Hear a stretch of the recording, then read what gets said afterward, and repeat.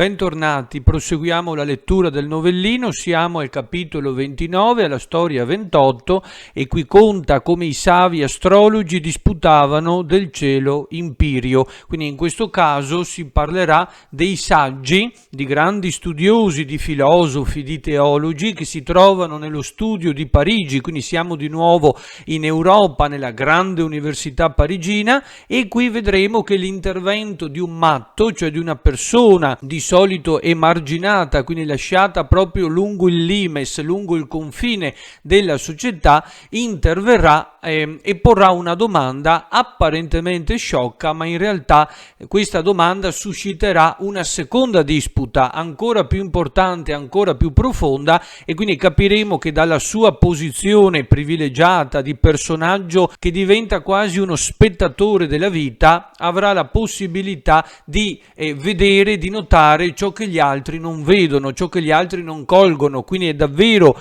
su un piedistallo, un po' come il poeta, colui che riesce ad andare oltre la realtà sensibile, a vedere al di là delle semplici cose materiali. Nella sua follia questo matto disvela, scopre elementi di verità nascosti ai savi, quindi ciò che alla ragione e che all'intelletto umano sembra quasi sfuggire. Anche nel Vangelo si dice che le cose che non vengono rivelate ai saggi furono rivelate ai bambini. Lì non si usano i matti, bensì i bambini, ma il concetto è lo stesso naturalmente. Infatti in alcune civiltà il matto è sacro, è davvero considerato intoccabile proprio per questa sua condizione di privilegio. Come diceva anche Eugenio Montale, né più mi occorrono le prenotazioni, le trappole, gli scorni di chi crede che la realtà sia quella che si vede. C'è tutto un mondo oltre il sensibile. E anche il tema della disputa non è nuovo, l'abbiamo già incontrato più volte, di solito nell'ambiente di corte, soprattutto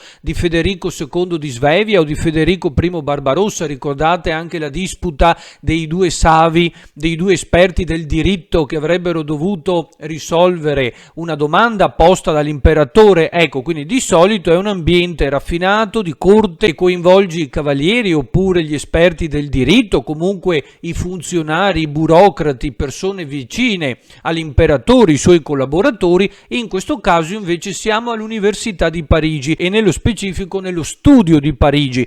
Ovviamente l'Università di Parigi è importantissima, uno dei centri più importanti del mondo medievale, al secondo posto a livello europeo perché viene fondata dopo l'Università di Bologna, che è la prima, e come terza abbiamo naturalmente l'Università di Padova, 1222. E grazie all'università piano piano, accanto al lavoro e all'insegnamento dei chierici, viene poi offerto l'insegnamento laico. Piano piano si diffonderanno sempre di più fino a soppiantare definitivamente l'insegnamento religioso. Quindi dicevo, siamo nello studio di Parigi ed era specializzato soprattutto nello studio di due grandi discipline, la teologia e la filosofia, quindi chiaramente filosofia scolastica, e solo in seguito poi si aprirà anche ad altre discipline. Ovviamente esistevano anche le scuole presso le sedi vescovili e presso gli ordini mendicanti. Pensiamo ad esempio all'ordine domenicano, uno degli ordini più preparati, più colti, perché il suo obiettivo era quello della predicazione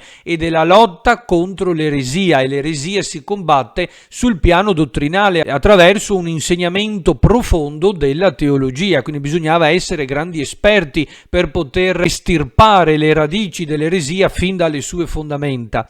E all'interno di questa storia troveremo una questione molto importante. Un gruppo di saggi, di filosofi, di teologi stanno disquisendo e disputando riguardo alla natura del cielo empireo. La domanda è la seguente: cos'è la natura del cielo empireo? Ovviamente grazie a Dante sappiamo già di che cosa stiamo parlando. Si tratta dei 9 cieli. Quella che qui viene proposta è la concezione tomistico-tolemaica, quindi una concezione geocentrica basata sulle interpretazioni di Tolomeo e di Aristotele, secondo la quale i 9 cerchi concentrici concentrici, ovviamente sono delle sfere, perché non dimentichiamolo, non sono cieli immateriali, ma sono delle vere e proprie sfere concentriche. In ognuna di queste sfere era incastonato un pianeta oppure una stella come il Sole. Conosciamo i 9 cieli, il cielo della Luna, di Venere, di Marte, di Giove, della Terra e così via, ma al di sopra di tutti i cieli c'è l'Empireo, la pura luce,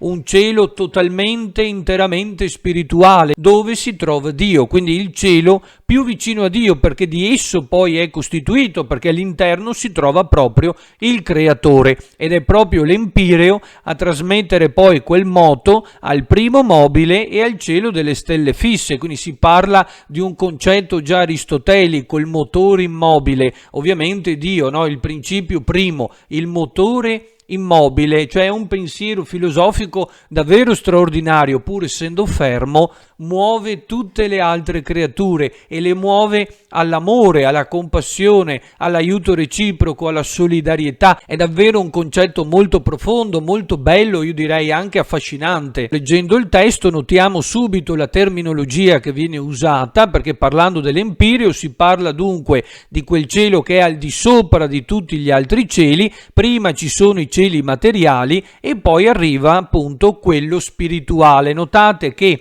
all'interno di questa storia i cieli materiali dovrebbero essere 7 e invece ne vengono citati solo 6 e in un ordine puramente casuale, perché di nuovo non è importante l'ordine, non interessa la storia in sé, ma l'insegnamento morale didascalico che poi ne consegue. Grandissimi savi stavano in una scuola a Parigi, quindi nello studio di Parigi, e disputavano del cielo impireo, quindi del cielo empireo, e molto ne parlavano desiderosamente, cioè in maniera davvero accesa. È una disputa che genera grandi discussioni, grandi interventi anche molto accesi da parte di questi saggi, e come stava di sopra gli altri cieli, cioè parlavano appunto di come l'empireo fosse al di là di tutti gli altri cieli materiali e sensibili. Contavano il cielo dov'è Giupiter, Saturno e Mars, e quel del Sole, di Mercurio e della Luna, quindi ne sono citati soltanto 6 su 7. Notiamo alcuni volgarizzamenti, come ad esempio quel Jupiter da Jupiter in latino, e invece Mars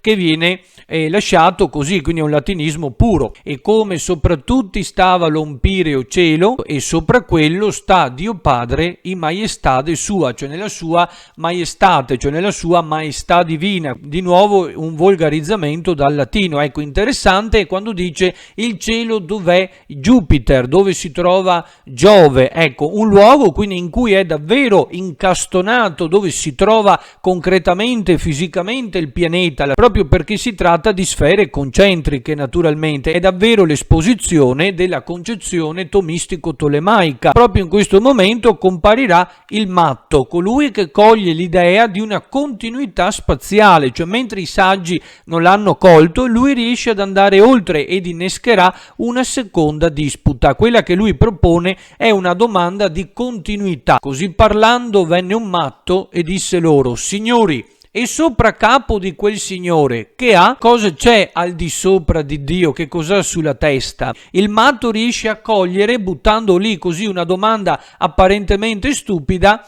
una verità, una riflessione, un punto di vista che finora era sfuggito sia alla ragione e soprattutto alla scienza. Quindi già stiamo capendo che l'essere umano è limitato, non può andare oltre il mondo sensibile. La sua ragione e la scienza si devono fermare alla realtà materiale. Riuscire a comprendere la metafisica è impossibile da cogliere, cioè per noi sono quelle famose colonne d'Ercole che non possiamo attraversare, non plus ultra, non si può andare oltre. E non è un caso che la religione parli di mistero, il mistero della fede, come diceva anche Tommaso d'Aquino. Per poter comprendere Dio e i suoi pensieri, la vastità di Dio, non posso far altro che compiere un atto di fede, cioè mi devo buttare, devo saltare dal ponte della ragione per buttarmi in quell'infinito, forse sconfinato burrone o comunque ignoto che è appunto la fede, cioè o ci credo o non ci credo, o mi fido oppure no, ma non lo posso comprendere con la mia ragione, perché per sua natura Dio è qualcosa di inconoscibile, va oltre la comprensione umana, perché è un essere infinito, illimitato, mentre noi siamo limitati. E l'uno rispose a gabbo, e uno rispose per scherzo, cioè proprio per fare una battuta: avi un cappello, cioè che cosa può avere in testa Dio? Un cappello. E tutti si mettono a ridere e pensano di aver gabbato il matto, cioè di avergli fatto uno scherzo e di averlo liquidato così in 4 e 48, e in realtà loro ancora non lo sanno, perché poi inizieranno a pensarci e scatenerà un'ulteriore disputa. Infatti quel gabbo, rispondere per gabbo, è un termine tecnico sia sul versante provenzale sia su quello italiano. Pensate al gabbo subito da Dante quando si trovò appunto in mezzo alle donne, a Beatrice, e dovete quindi soffrire per amore, quindi anche lì c'è stato un gabbo, è stato gabbato, è stato preso in giro. Quindi non è una novità assolutamente, però ecco, nel sancta sanctorum della cultura, dove filosofi e teologi si stanno disputando, arriva un matto, cioè uno che è fuori posto, uno che è al limite, al confine, un emarginato, e butta lì una domanda sciocca. E ovviamente ad una domanda sciocca si deve rispondere in modo altrettanto sciocco. La domanda è profonda perché segna il confine, segna il limite della scienza umana. Non posso andare oltre.